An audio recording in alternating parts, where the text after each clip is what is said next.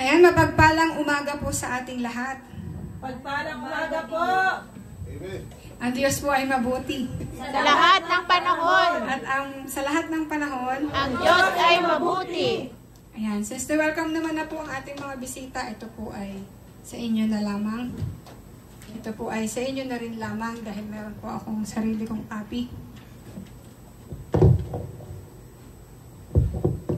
Ayan. Smile. Ang Diyos po ay mabuti! At sa lahat ng panahon, Ang Diyos ay mabuti. kumusta po kayo? Bless ka, bless po.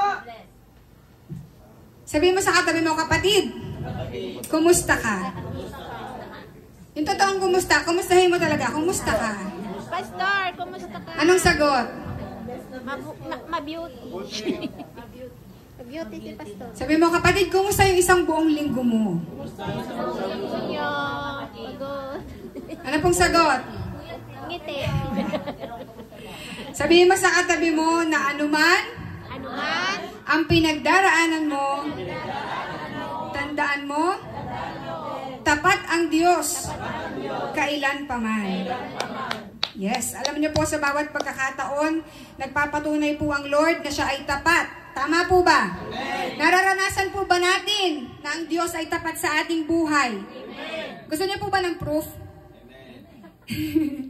Yan, one of my testimony ngayon pong araw na ito, alam niyo po, dumaan ang Hearts Day sa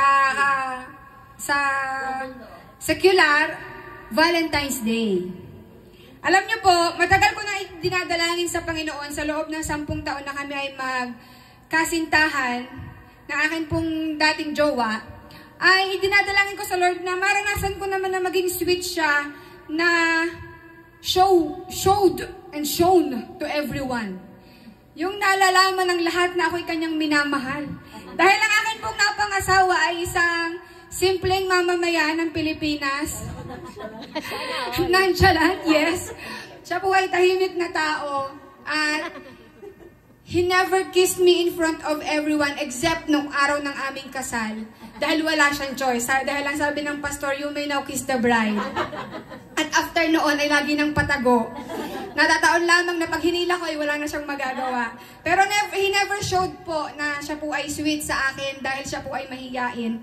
At dahil wala naman siya dito, siya po ay aking ipagkakalat. Siya po talaga tao na hindi po talaga showy. So kung meron pong mga asawa dito na ganun din po ang nararanasan, hindi ka po nag-iisa, dalawa po tayo. At Rom, 3 tayo, 2 tayo. So, hindi ko po ito ipinagsisisi dahil na siya ang pinakasalan ko, dapat ginalang siya. Hindi po. Ito po ay katangian niya, so kasama ito sa aking tinanggap. Pero, simula nung araw na nalaman kong hindi naman pala niya ako ikikis sa harap na gusto lang pala ikis sa harap ng ibang tao. Hindi na lang pala i-show sa mga tao kung paano siya maging sweet. Idinalangin ko ito sa Lord, na Lord, baka naman, pwedeng malaman ng mga taong mahal ako ng asawa ko. At Lord, kahit lang, yung simpleng sweetness makita. Kasi po, we never held our hands in front of other people. Pero pag kami po tulog, we are holding hands while sleeping. Ha? Kasi nga tulog. Kasi hindi rin niya makita. So yan, so siya po ay sweet kapag kami lamang mag-anak. Sweet po siya. And last Hearts Day, it was very unexpected na i-message niya ang tatay ko na napaka-imposible na, sabi daddy, pwede mo bang ibili ng bulaklak at saka chocolate? At nakita ko dun sa huli, may presyo. Budgeted. Mga 80 to 100 map po. Tama, di ba ganun? Ayan. Kasi hindi niya alam kung saan siya kukuha kasi lahat ng perang nasa kanya ay naka-budget din yon. Ito ay para sa gatas, para sa diaper, ayan, ganyan. So nakita ko. And that simple thought na kanya pong ginawa, it really, napapaganon po ako. Alam mo yun, yung lahat ng hindi niya pagiging sweet sa harap ng maraming tao ng mga nakaraan ay nabawi at napawi. Sabi ko nga sa kanya, wow, hindi na ikaw ang Jubeng kilala ko. Nag-iba ka na. pero sa magandang paraan. Alam niyo po, this is really an answered prayer because since day one na kami po ikinasal, ito po talaga yung prayer request ko and I have been answered by our God. So ang Lord po ay tapat, tama po ba? Yes, tapat po ang Lord. So yung mga gusto mag-pray dyan, iluhod nyo sa Panginoon, sumasagot ang Lord sa tamang panahon. At isa pa pong proof na ang atin pong Panginoon ay tapat sa atin po na kanyang mga anak.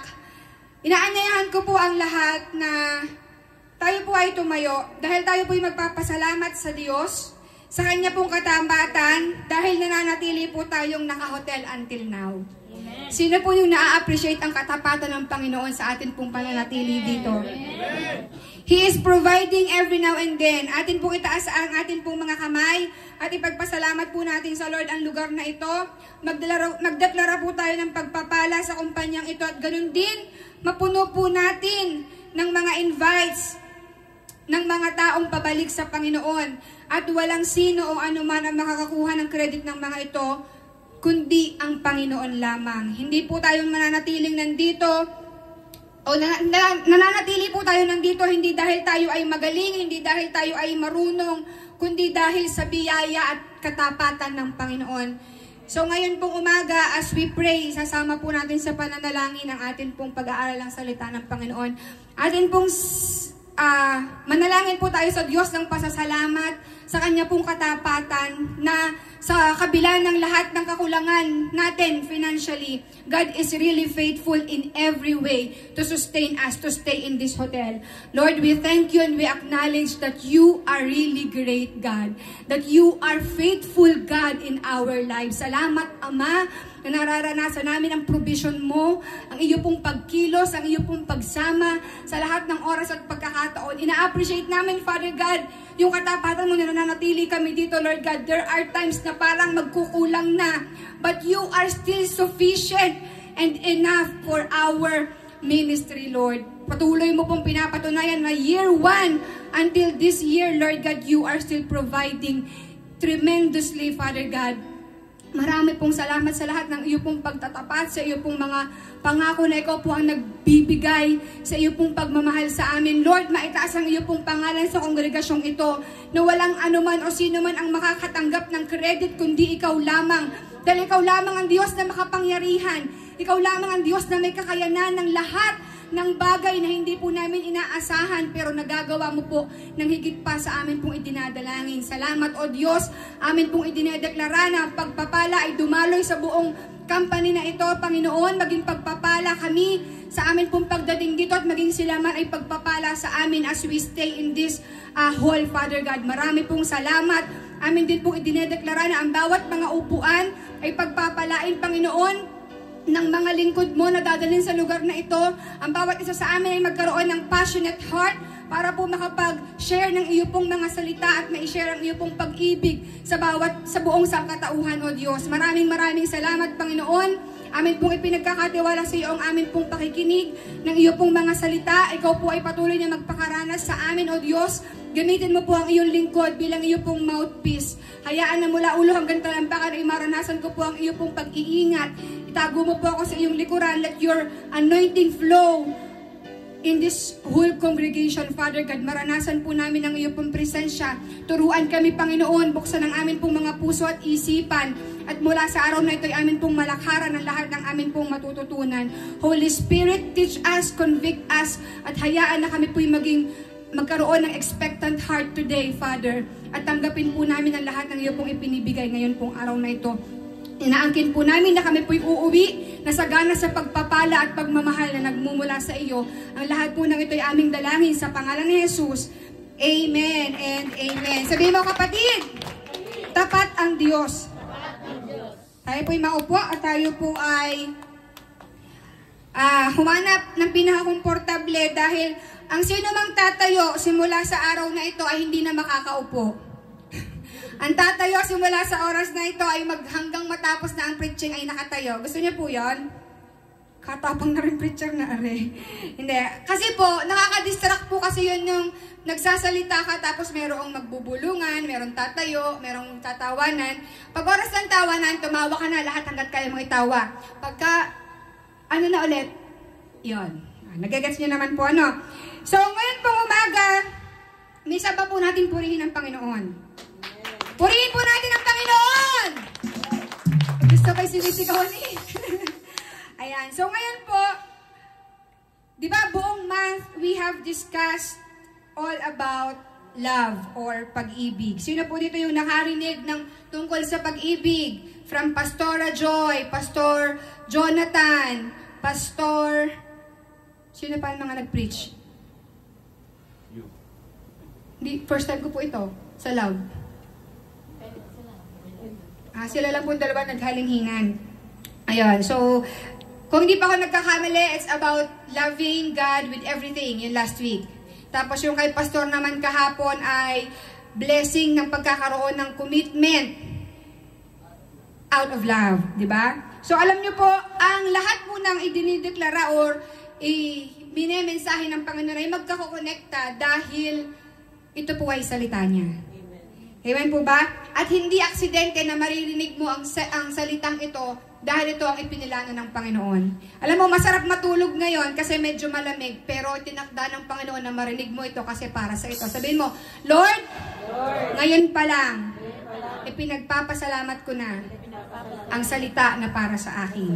Amen. So, alam nyo po, pagdating sa pagmamahal, meron pong isang bagay kung paanong nais ng Panginoon na tayo po ay umibig sa Kanya o magmahal sa Kanya. Sinabi po sa Mateo, Kabanatang 22, talatang 37, ang sabi po diyan, sumagot si Jesus, mahalin mo ang Panginoon mong Diyos ng buong puso, ng buong kaluluwa at ng buong pag-iisip. This reminds us on how we should love God and it must be in full capacity. Hindi sinabing kalahati, hindi sinabing kaunti, kundi ang sinabi ay buo. Alam niyo po yung buo? Sa Tagalog po, sa Batanggin niyo ay mali mo ng buo, buong buo. Sa inyo ay buo, sa amin ay buo. Ay buo eh. Yan. So dapat pag minahal natin ang Panginoon ay buong puso, buong isip, at buong kaluluwa. Buong puso, buong kaluluwa, at buong pag-iisip. So tandaan po natin, dapat pag tayo nagmahal sa Panginoon ay walang kulang, walang puwang. At sabi din po sa Juan, Kabanatang 14, talatang 21, sabay-sabay po nating basahin, ang sino mang tumatanggap at nagmamahal sa akin, at ang sino mang tumatanggap at sumusunod sa mga utos ko, ang siyang nagmamahal sa akin. At ang nagmamahal sa akin ay mamahalin din ng aking Ama. Mamahalin ko rin siya at ipakikilala ko ang aking sarili sa Kanya. Sabi po sa English, those who accept my commandments and obey them are the ones who love me. And because they love me, my Father will love them, and I will love them and reveal myself to each of them. Sa atin pong binasa ay pinapaalala po sa atin ng Panginoon kung paano natin siyang dapat na minamahal. Ano po ang gusto ng Panginoon? Sundin ang kanyang mga utos. Sabihin mo nga po, sundin. Obey. Obey. Ito pala ang pag-ibig mo sa Diyos. Ikaw pala ay dapat ay sumunod sa Panginoon, sa Kanya pong mga utos. Tama po ba? Amen. So tatandaan po natin na kung siya ay ating mamahaling, dapat nating sundin ang Kanyang mga utos at makikita po natin ang Kanyang mga utos sa Biblia, sa salita ng Diyos. Sabi po sa Josue, Kabanatang 1, talatang 8, ang sabi po diyan, talatang 8, ang sabi po diyan, huwag mong kaliligtaang basahin ang aklat ng kautusan. Pagbulay-bulayan mo iyon araw at gabi upang matupad mo ang lahat ng nakasaad doon. Sa ganon, magiging masagana at matagumpay ang iyong pamumuhay. So kung nais mong patunayan na minamahal mo ang Diyos, we must always meditate the Word of God.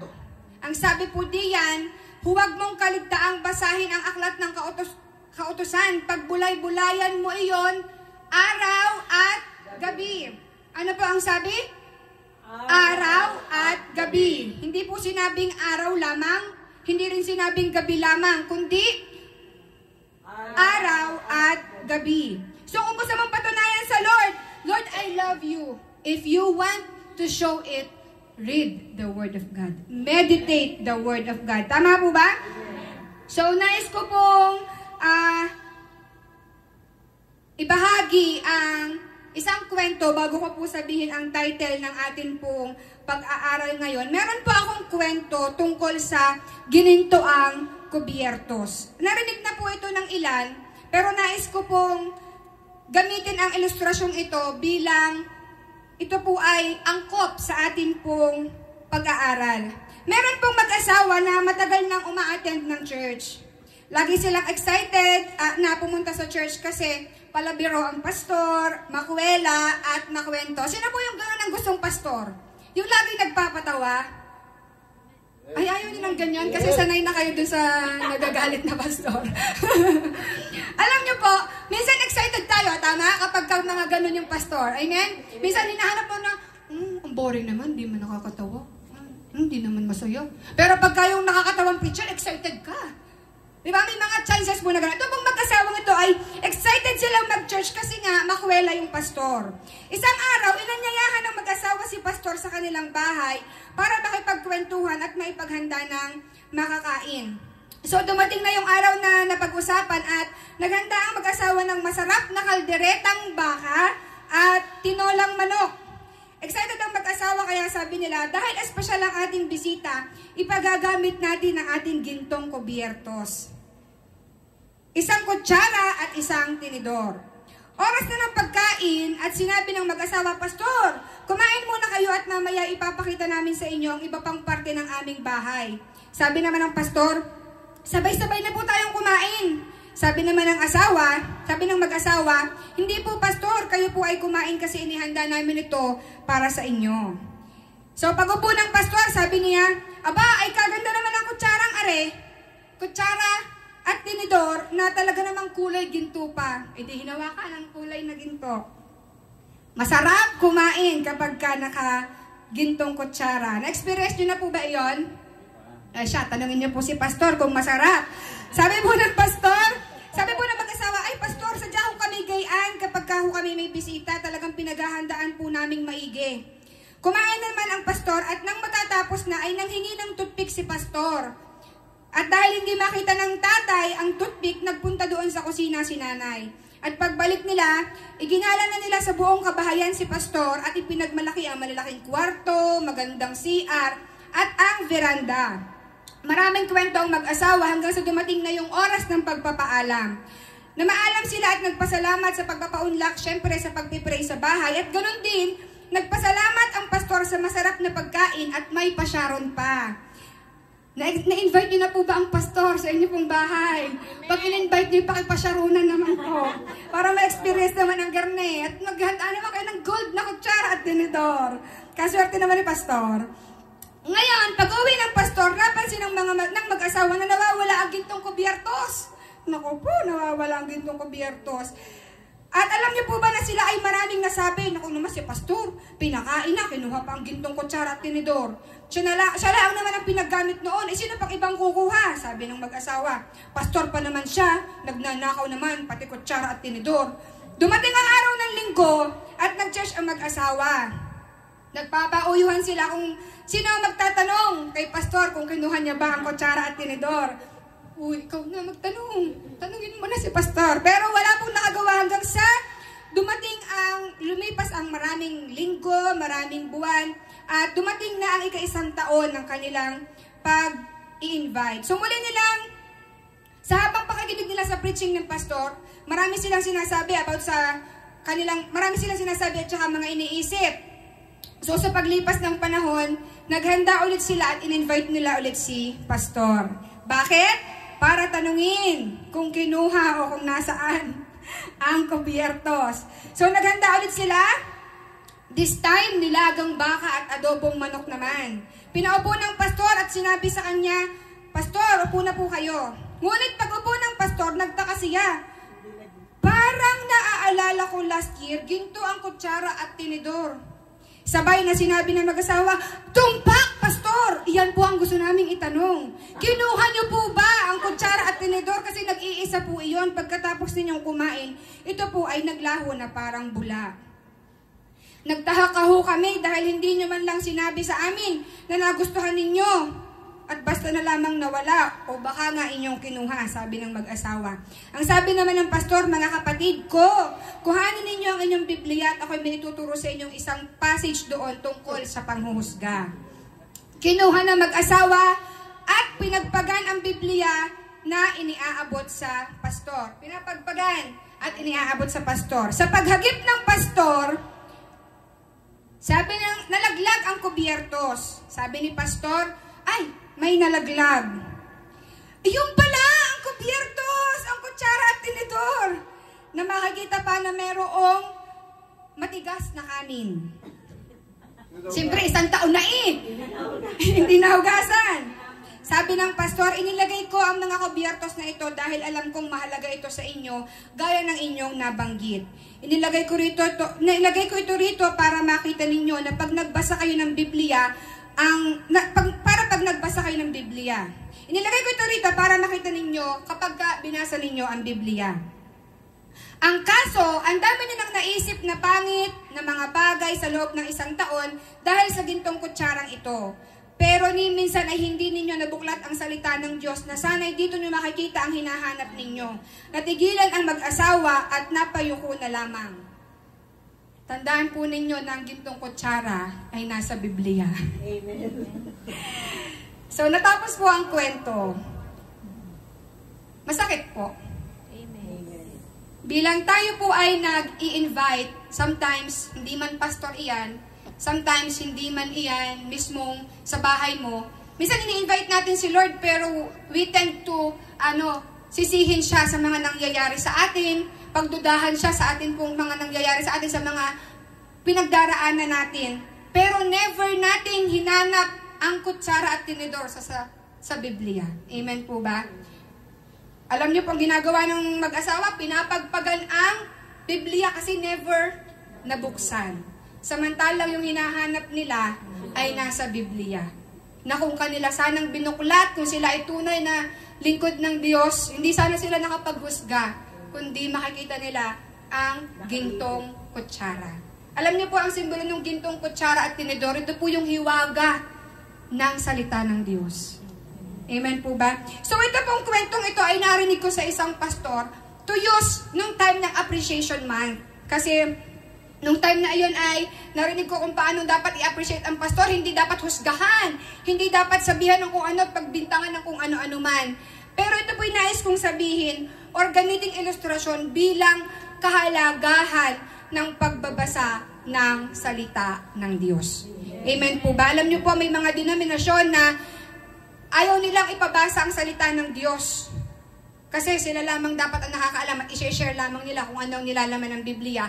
Pero tayo naman, we have the privilege and opportunity to read the Word of God, but we are not reading it. Amen? Masakit po ba? Sabihin mo, praise the Lord. Pag hindi ka nagbabasa ng salita ng Diyos, tapos Kristiyano ka, sabihin mo, praise the Lord. Sabihin mo, praise the Lord. Alam niyo po, alam ng Panginoon kapag nagbabasa ka o hindi.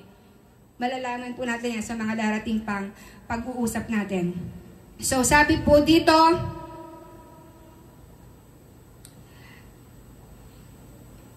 ang sabi po sa John 14:21, ang sino mang tumanggap at sumusunod sa akin, sa mga utos ko ay siyang nagmamahal sa akin. At ang nagmamahal sa akin ay nagmamahal din sa aking Ama. Mamahalin ko rin siya at ipakikilala ko ang aking sarili. So kung tayo po ay nagbabasa ng salita ng Diyos, mas makikilala po natin ang ating Panginoon at mas mamahalin po natin siya. Amen po ba? So magpapakilala siya sa iyo at mas makikilala mo pa siya ng lubusan. Sinabi po sa Josue, huwag kaligtaang basahin araw at gabi at sa ganun maging masagana at matagumpay ang iyong buhay. Kaya pala nahihirapan ka kasi ayaw mo magbasa ng salita ng Lord. Kaya pala hindi ka makapagtagumpay sa isang pagsubok kasi ayaw mong magbasa ng salita ng Diyos kasi hindi mo nakikita ang kubyertos. Amen po ba? Isang matinding proof po ng kabutihan ng Lord na babasa ka lang, mauunawaan mo na, susundin at sasagana na iyong buhay, di ba? Kapag ka nagbasa ka, sasagana na ang buhay mo. Kaya nais ko pong i-share sa inyo ang title ng ating pong pag-aaral, which is, basahin po natin ng sabay-sabay. Ang sabi po sa ating pong title, paki-flash po, ate ko. Pakibasa po, in 3, 2, 1, go. Pag-aalam sa salita ng Diyos. Isa pa. Pag-aalam sa salita ng Diyos.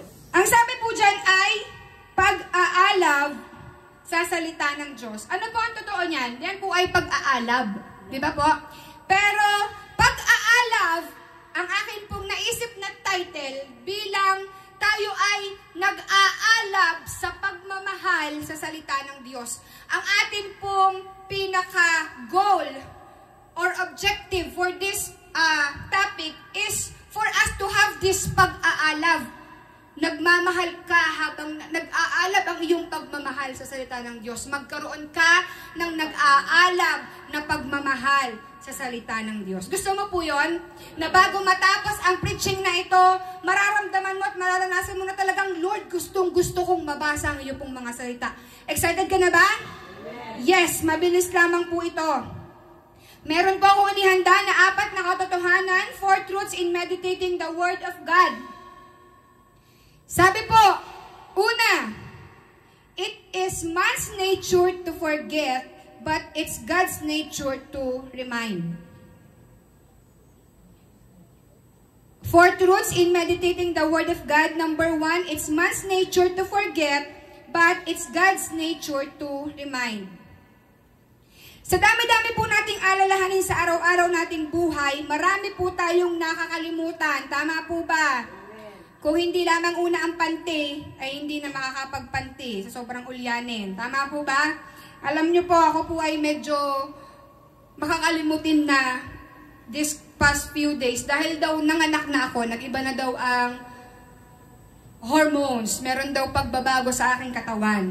Sa palagay nyo, totoo po kaya yon? It might be. Kasi nga, may nabawas sa iyo. May nabago sa iyo. Tama po ba? Pero, it is our nature to forget, but it is God's nature to remind. So, minsan marami nagsasabi sa atin na bawal ito, bawal iyan, pero nakakalimutan mo pa rin. Kasi nga, it is our nature to forget. Ang maganda, we have our God who has the nature to remind us. Amen po ba? Sabi po sa John 14:26, sabi po sa John 14:26, but the Advocate, the Holy Spirit, whom the Father will send in my name, will teach you, and all things will remind you of everything.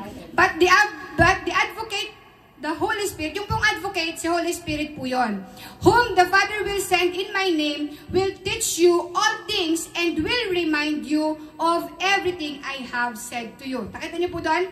The Holy Spirit will remind us. Sino po magre-remind sa atin? Si Holy Spirit, kasi siya po yung iniwang papalit sa Panginoong Hesus, kasi siya po ay aakyat na sa langit.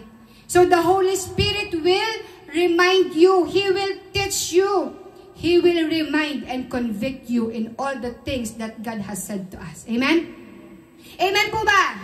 Amen. Amen. So Holy Spirit will help us to understand, and the Lord will remind us na kahit gaano katindi ang pagkaulyanin mo, si Lord ay palagi nandyan para ipaalala sa iyo yung mga bagay na nakakalimutan mo. Amen? Tandaan po natin, ang gamot sa taong nakakalimot ay paalala. Yes, so ang Lord po ang magre-remind sa atin. Same as here po sa church. Kahit weekly po tayong nire-remind ng pastora na ang Diyos natin ay mayaman, nakapagbibigay ng lahat. Humingi lamang tayo sa Kanya. Pero at the end of the day, nangungutang pa rin tayo. Bakit po? Kasi nakakalimutan po natin kung ano ang sinasabi sa atin. Amen po ba? But every week, if you are here, you will be reminded kung gaano pong kabuti ang Panginoon. Amen po ba? Amen.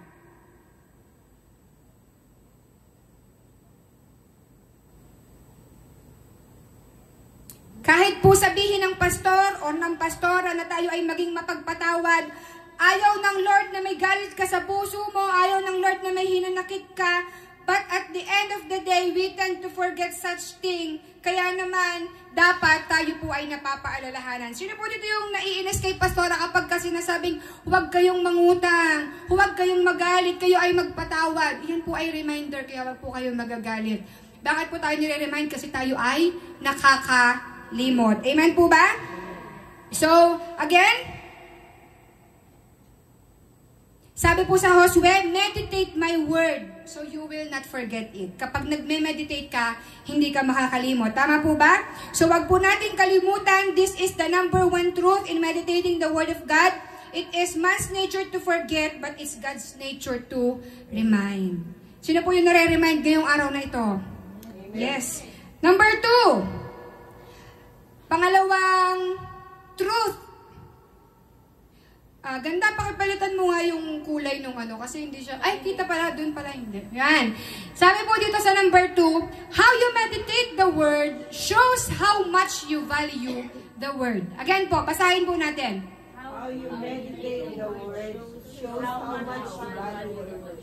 How you meditate the word shows how much you value the word. Kung paano natin ninanamnam o iniintindi at isinasabuhay ang salita ng Diyos, ganun din natin itong pinahahalagahan. So makikita sa atin kung nagpapahalaga tayo sa pagbabasa ng Biblia. Are we that excited to hear this word? Or do we have an expectant heart when we read His word? Alam niyo po ang sabi sa Psalms 119 verse 18 sa English, ang sabi po diyan, open my eyes to see the wonderful truth in your instruction. Psalms 119 verse 18, ang sabi po dyan, buksan nyo ang aking isipan upang maunawaan ko ang kahangahangang katotohanan ng inyong kautusan. If we have this heart na ninanais nating buksan ng Lord ang ating kaisipan, we are that one na nagva-value sa Word of God. Amen po ba? Kasi you have the excitement na mabasa, mas maunawaan yung katotohanan sa salita ng Panginoon. Amen po ba? Sino po dito yung gusto sabihin kay Lord, Lord, open my eyes that I may see wonderful things in your law. Amen. Yes, Panginoon, buksan mo ang aking kaisipan upang maunawaan ko ang kahangahangang katotohanan sa iyong kautusan. Yes, are we that excited to see the truth in God's Word? So sa pagbasa po natin, mahalagang makita natin ang value ng Word sa atin pong buhay at malaman natin yung hiwaga at kahangahangang katotohanan dito. Kasi makikita sa atin kung yung binasa natin ay napapahalagahan ba o naipamumuhay natin sa ating buhay. O baka parang wala lamang pag nababasa natin. Na parang basa lang tayo ng basa pero wala namang epekto. Kaya naman dapat we are asking God to open our eyes. Open our minds. Amen po ba? Kaya nga, kung talagang nagme-meditate ka, you have nothing to value but His Word alone. Not the word from the mouth of anyone. Marami pong pwedeng nahihirapan kasi maraming naririnig. Tama po ba? Alam niyo po si Satan, marami po yung gagawing way. Marami siyang ilalagay sa utak mo para mag-isip ka. At minsan po, maririnig po natin, pwedeng gawin ni Satan para ma-devalue yung word ni Lord sa buhay mo. Pwedeng mag-asawa kayo pero feeling mo you are nothing to Him. Kagaya po na sinabi ko kanina, parang di naman ako espesyal. Minsan naiisip mo yun kasi nilalagay ni Satan yun. Kayo bilang mag-asawa, naiisip mo na parang hindi naman naiiparamdam sa iyo na ikaw ay minamahal, na parang ikaw ay binabaliwala, na hindi ka napapahalagahan. Iniisip mo, kawawa ka. Nararamdaman mo, hindi ka nakakaramdam ng love.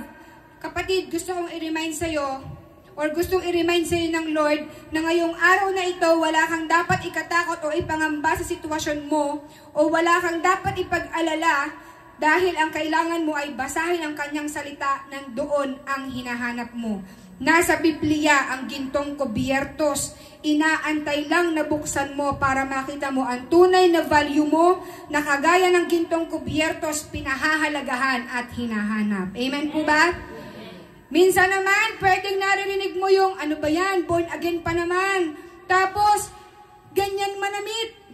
Born again pa naman, pero ang baho ng hininga. Born again pa naman. Ano ba yan, pastor na tinatawag, hindi naman deserve. Ang dami namang iba na mas magaling at mas marunong mag-preach, pero siya ang napili. Ano ba yan, pastor pa naman, hinog sa pilit. Ano ba yan, nakanta, hindi naman maganda ang boses. Ano ba yan, punta ng punta sa church, hindi naman nagbabago ang ugali. Marami po tayong pwedeng marinig. Kung iniisip mo, remember church, this is the only thing that you have to hear. Or remember, you only have one word to value, and that is the word of God. Not the word from others' mouth, but the word of God. Value the word of God, not their word. Not this world's word. Kung iniisip mo hindi mo deserve yung sitwasyon na meron ka ngayon, iniisip mo na hindi ka karapat-dapat dyan, magbasa ka ng salita ng Diyos at makikita mo kung paano kanya binavalue at mas mahalaga kung ano ang tingin at sasabihin sa'yo ng Panginoon kaysa sasabihin ng ibang tao. Amen po ba? Amen. Purihin po natin ang Panginoon. Alam nyo po, minsan masakit at nakakaasar ang sasabihin ng mga katrabaho mo, ng mga ka-church mo, ng mga kamag-anak mo, ng asawa mo, o ng mga nagpe-persecute sa'yo. Pero tandaan natin, maraming way si Satan para malihis ka, manghina ka, at mawalan ng gana sa salita ng Diyos. Kaya huwag tayong magduel sa sabi-sabi ng iba. Magduel tayo sa presensya ng Panginoon at magpalakas sa Kanya mismo sa pamamagitan ng pananalangin at palagi ang pagbabasa ng salita niya. Amen? Sino po dito yung gusto magduel sa presence ni Lord? Amen. Magbasa ka ng word, mararamdaman mo ang presence ni Lord. Amen po ba? So kapatid, baka nagkakasakit ka na, kakaisip mo sa sinasabi ng iba tungkol sa iyo.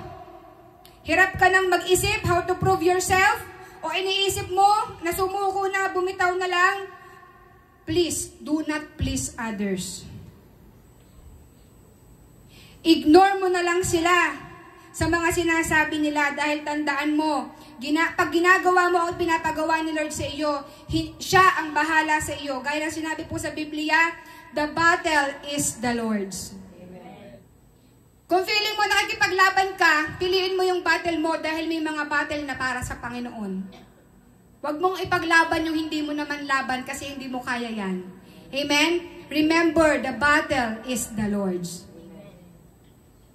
Sabi din po sa preaching kahapon, at sa lahat ng ating pagpapagal kailanman, ay hindi ito nasasayang. Our labor will never be in vain. Tatandaan po natin mga kapatid, pagbalot tayo ng salita ng Diyos, walang puwang ang panghihina, pagkatisod at panlalamig sa Panginoon. Kaya, saan ka pa? Dito ka na, mag-alab sa salita ng Diyos. Purihin mo natin ang Panginoon! Glory to God! Ano po ang sinabi sa pangatlo? Ang sabi po sa pangatlo, sino po yung may natututunan? Amen. Sino po yung walang natututunan? Ulitin ko from the start. Mabilis po ba ako magsalita? Bilisan yung makinig. Number 3, ang sabi po dyan, putting the word in your mind takes the world out of your mouth. Ulitin po natin.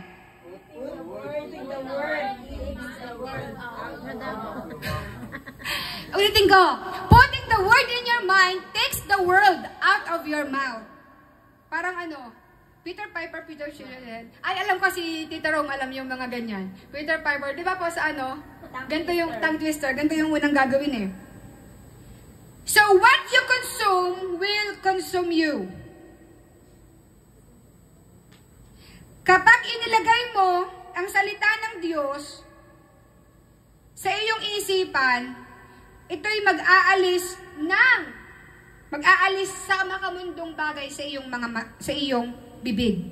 So what you consume will consume you. Ano pong ibig kong sabihin? Kung ano ang nasa sa isip mo, ito ang sasakop sa pagkatao mo. Ito ang pupuno sa iyo. Kung iniisip mong palagi yung galit, sama ng loob, hinanakit, masakit yung nangyari sa iyo, the whole being mo will be palagi ka na lang galit. Yung kahit tatanungin ka lang naman kung masaya ka, ano? Bakit? Kasi nga, you are consumed by Anger. So kapag yung mga bisor nyo, hi ma'am, what? Pag yung amo nyo, no, cannot. Alam nyo na, consumed yan. Magdamag, nag-away, mag-asawa. Amen po ba? Sino po nararanasan nyo? Yung nag-away kayo mag-asawa, pag tinanong ka ng anak mo, mami, anong ulam? Wala! Maghanap ka kung gusto mo, meron sa rep. Kasi consumed siya magdamag ng galit. Amen po ba? Tama po ba? Na kung ano yung meron ka, ano yung nararamdaman mo, ito yung umiikot sa iyo. Ito yung nagpapaikot sa iyo. Tandaan po natin, what you eat, no. Tandaan natin, you are what you eat. Ikaw ang kung ano ang kinain mo. Kapag kumain ka ng matataba, ikaw ay, sorry, pag ikaw ay kumain ng mataba, ikaw ay mataba. Pagka ikaw ay kumain ng laman, ikaw ay malaman. Pag ikaw ay nagbasa ng salita ng Diyos, ikaw ay anak ng Diyos. So what you eat, you are what you eat. Kung ano ang kinakain mo, yun ka din. So kung bakit ikaw ay punong-puno ng toxic, araw-araw kasi puro toxic nilalagay mo sa katawan mo. Puro soft drinks, puro chocolate, puro pulutan, puro beer, puro galit. Kinain mo na ng kinain yung galit and then it will come out to your mouth. Kaya po ang sabi dyan, putting the word in your mind takes the world out of your mouth. Kasi matik yan. Kapag ka nilagyan mo na ng nilagyan ng kung ano na yung isip mo, lalabas yan dito. Sarabi rin po sa salita ng Diyos, nakalimutan kong tingnan kung nasaan. Out of the abundance of heart, mouth speaketh. Nasa Proverbs po ata yun. So kung ano yung nilalaman nito, lalabas dito. Kahit ayaw mo naman, nangyayari. Ayun, Luke 6:45. Makikitingin nga po, Ate Grace. Kung iyon nga yun. Akala ko Proverbs yun. Binago na pala, Kuya JP.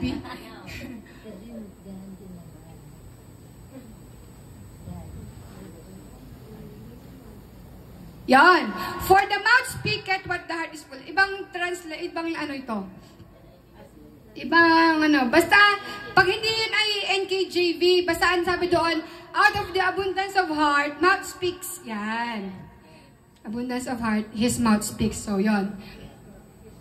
Yan. Sabi po dyan, a good man out of the good treasure of his heart brings forth good. And an evil man out of the evil treasure of his heart brings forth evil. For out of the abundance of the heart, his mouth speaks. Lord, thank you for this revelation. This is not out of this topic po. I mean, wala po siya sa aking notes, pero God really revealed it to me. Tingnan niyo po, Tagalogin mo nga, Ate Grace. Ang ganda po nito.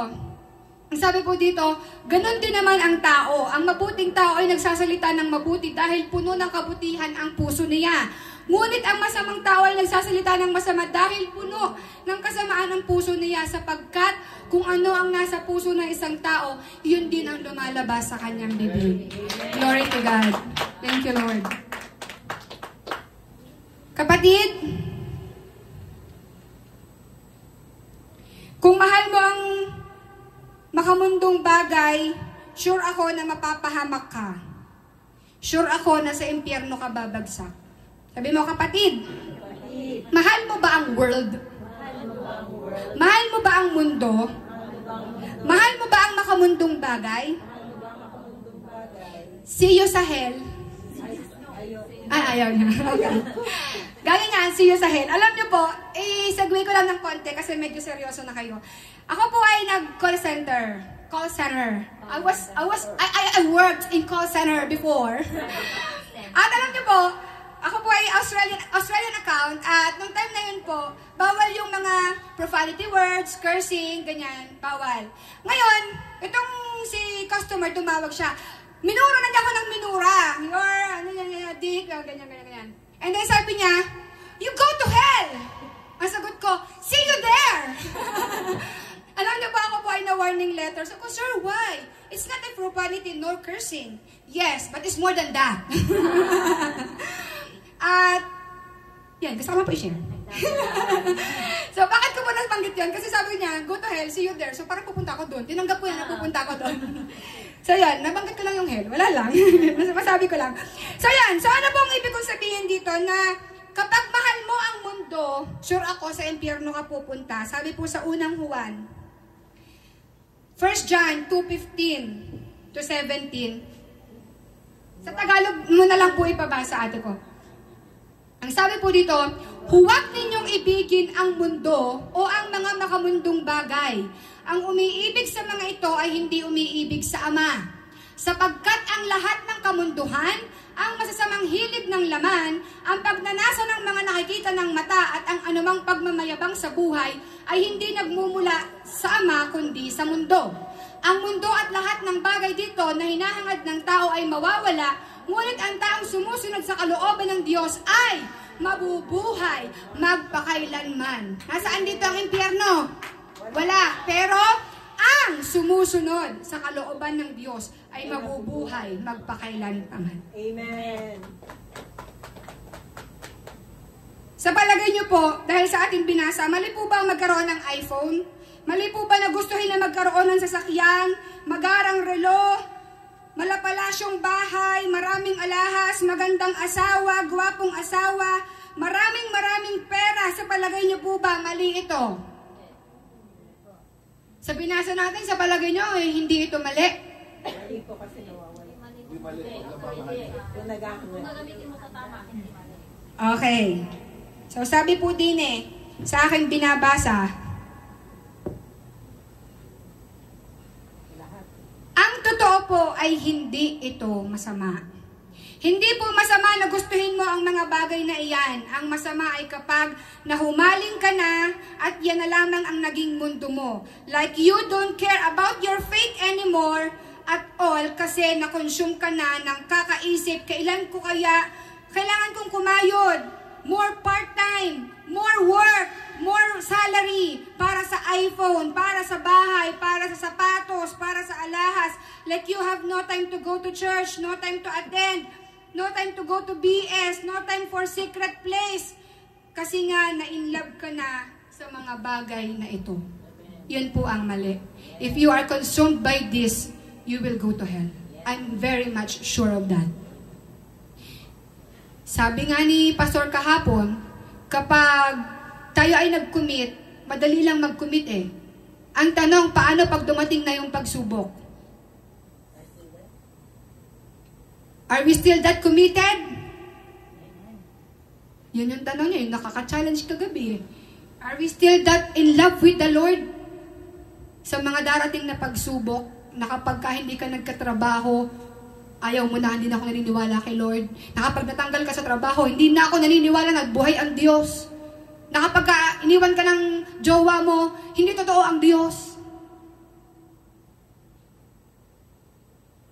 Tandaan po natin, sabi po dito sa English, NLT,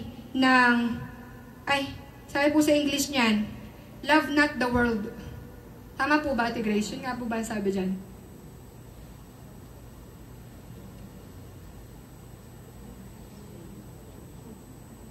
ESV kaya? Meron akong nakakita na magandang version. Hindi. Yaman mo na. Sabi po doon, and love not the world because it's fading away. Nawawala ang mga bagay sa mundong ito. Pero ang Diyos, sure ako mananatili. Amen. Amen. Hindi po masama ang pagnanais na magkaroon ng iPhone. Hindi po masama ang magnais na magkaroon ng magandang asawa na nabibighani ang lahat. Hindi po masama na magkaroon ng malapalasyong bahay. Ang masama ay kung ito na lamang ang lagi mong naiisip. Nakalimutan mo na yung asawa mo, nalimutan mo na yung anak mo, nalimutan mo na, kasi nga focus ka lamang sa gusto mo. And that is worldly thing. Siya na yung nagiging Panginoon mo. Doon na naka-sentro ang buhay mo. Alam niyo po ang tawag dyan kapag doon na nakasentro sa mga bagay na ito, tinatawag po yan na lust of an eye, lust of the flesh, and the pride of life. Ano po ang sabi sa salita ng Diyos sa Philippians 4:8 NLT? And now, brothers and sisters, one final thing, fix your thoughts on what is true, and honorable, and right, and pure, and lovely, and admirable. Think about things that are excellent and worthy of praise. Sabi po sa Tagalog, bukod diyan mga kapatid, lagi ninyong isaisip ang mga bagay na mabuti at kapuri-puri, mga bagay na totoo, marangal, matuwid, malinis, maganda at kanais-nais. Ano yung dapat nating laging isaisip? Yung mga magaganda. Huwag yung puro iPhone. Huwag yung puro magagandang babae. Huwag yung puro worldly things. Let's fix our thoughts. Isaisip natin palagi ang mga bagay na mabuti at kapuri-puri, mga bagay na totoo, marangal, matuwid, malinis, maganda at kanais-nais. Amen po ba? So again, para malimutan mo ang makamundong bagay, tandaan mo na ang isang truth in meditating the Word of God is putting the Word in your mind takes the world out of your mouth. Hindi mo na magiging bukang bibig yung pagkagusto mo sa mundo kasi inilagay mo na sa isip mo yung salita ng Diyos at iyon din ang lalabas sa iyong bibig at makakaakay ka na. Tama po ba? Sabi po ni Pastor Jonathan kahapon sa meeting ng evangelism, mga kapatid, magbasa-basa din po tayo ng salita ng Diyos. Hindi po pwedeng pare-pareho lamang ang ating sinasabi dahil may pagkakataon na hindi po akma yung ating unang sinabi sa kabila, dito sa kabila, which is true. Alam niyo po, minsan ayaw tanggapin ng iba na mahal siya ng Panginoon. Pero kapag sinabing pupunta sila sa impyerno, tatanggapin nila si Lord. Amen? Minsan ayaw nilang tanggapin na, kapatid, sabi sa salita ng Diyos, kailangan magpaisilang muli, maging born again. Hindi! Katolik ko ako! Sigurado ako. Kapatid, hindi naman kasi reliyon yung hindi papalitan ang reliyon mo. Hindi! Kapatid, pupunta tayo sa impyerno. Sige, tatanggapin ko na si Lord. Ano pong ibig kong sabihin? Hindi pare-pareho yung salita ng Diyos na akma sa bawat tao. May mga salita na eksakto para sa Kanya. Kung Ilocano ka, Ilocanuhin mo yung kausap mo kasi Ilocano siya. Kung Bisaya ka, Bisayain mo kasi Bisaya siya. Naalala ko dati, sabi ni Pastor Edsel, meron pong babae na pinag-pray nila na hindi gumaling kasi hindi pala naintindihan ng prayer kasi Tagalog. Pero nung inilocano gumaling kasi naintindihan niya, yun yung pinanampalatayanan niya. Tama po ba, Pastor Edsel? Naalala ko lang. So, ano po ibig kong sabihin? Nasa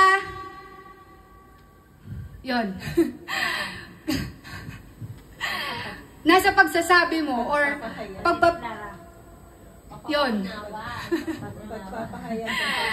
Tandaan po natin, hindi pwedeng pare-pareho ang atin pong alam, ang ating sa ulong verse.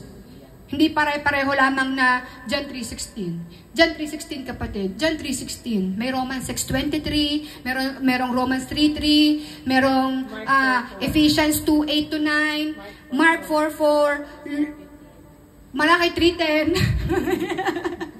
Nagpatanggap Malakay 3:10. Di ba po? So marami pong salita ang Panginoon ko. Ito'y pagbubulay-bulayan natin. Alam mo kung bakit ka natatakot na mag-share, maghayag sa San Malo, sa Taypa? Kasi wala kang alam. Kasi ayaw mong magbasa.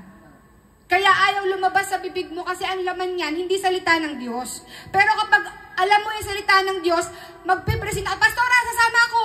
Kasi alam ko na yung sasabihin ko. Pastora, gusto ko ako yung kasi may isi-share ako. Kasi nagbabasa ka ng salita ng Diyos. Amen po ba? Sino po yung gusto na mag-share? O magbasa tayo ng salita ng Diyos para tayo makapag-share. Amen po ba? Amen. Okay, number 4. Last but not the least. Abot pa po ba ako? Sabi po dito, keep the word and the word will keep you. Kapag iniingatan mo ang salita ng Diyos, iingatan ka ng salita ng Diyos. Gusto niyo po ba yon? Amen. Basahin po natin ang Kawikaan, chapter 7, verse 1-2. Anak, sundin mo ang mga sinasabi ko sa iyo. Itanim mo ito sa iyong isipan at sundin mo ang mga iniuutos ko upang humaba ang buhay mo. Ingatan mong mabuti ang mga itinuturo ko tulad ng pag-iingat mo sa mga mata mo. Ang ganda nito. Ingatan mo ang salita ko, ang itinuturo ko tulad ng pag-iingat mo sa mga mata mo. Paano mo po iniingatan yung mata mo? Ginaganyan mo kapag nakikipag-away ka. Diba? Yun yung una mo i-cover. Kapag ka may susuntok sa'yo, mapapaganyan ka, sasalagin mo ka para hindi tamaan yung mata mo, hindi ka magka-black eye. Kapag ka may hangin na papapikit ka para i-protekta yung mata mo, ganun din ang pagprotekta natin sa salita ng Diyos at ganun din mag-protect ang salita ng Diyos sa atin. Naintindihan niyo po yun? Amen. Napakabuti po ng Panginoon. tandaan po natin na marami pong pagkakataon na feeling natin yung part ng katawan natin ay useless. Pero lahat po yan, ultimo libag, may dahilan or purpose sa buhay mo. Kaya huwag mo masyadong pakakiskisin, may purpose iyan. May purpose iyan, proof iyan na ikaw ay buhay. Amen? Oh, yan. So tandaan po natin, if we keep the Word of God will keep us. Sabi po sa mga awit, kabanatang 119, talatang 105, MBB tag, Psalms 119:105, ang sabi po dyan, salita mo'y isang tanglaw na sa akin ay patnubay, sa landas kong daraanan, liwanag na tumatanglaw. Sino pong ang gusto niya, ang guide niya ay ang Word of God? Amen. Ang ilaw niya ay ang Word of God. Amen. Ang tanglaw niya ay ang Word of God. Alam niyo po yung tanglaw? Yung naglalakad ka, madilim, pero may liwanag na nauuna sa'yo, yun po yung tanglaw. Ang tanglad po, iniinom po yun pag nilaga. Pero yung tanglaw, yung nakikita mo na parang liwanag na sumusunod sa'yo. Bukod pa yung anino ha, liwanag yung sinasabi ko. Yung anino kasi maitim yon. Yung liwanag, medyo maliwanag yon. Ayan po ba? So yun, so yung tanglaw, kapag ka ang salita ng Diyos ay iyong tanglaw, siya yung gumagabay sa iyong nilalakaran. Kasi pag madilim, mahirap lumakad. Alam niyo po kahapon, nung palabas na ako, dahil nahihiya po ako dun sa mga nasa labas, dala-diretso ko ng lakad, natakid po talaga yung paa ko din eh. Tumakid sa silya, aray ko. So wala kasi akong tanglaw. Pero kapag ka ang Word of God ay naging tanglaw mo sa bawat araw ng buhay mo, hindi ka madarapa. Amen? So ang sabi po dyan, ang salita mo'y isang tanglaw na sa akin ay patnubay, sa landas kong daraanan, liwanag na tumatanglaw. Sa unuhin po natin yun para sure tayo na ang Word of God ay maging tanglaw sa atin pong buhay. Alam niyo po, ang Psalms 119 ay napakayaman. Isa sa pinakamahabang chapter ng Psalms, ang 119. Kasi ito, 105 pa lang to. 105 pa lang. Pero yung 119 po kasi, apakahaba po niyan, promise. Tingnan ko nga kung ilang verses yan. Kasama ka naman.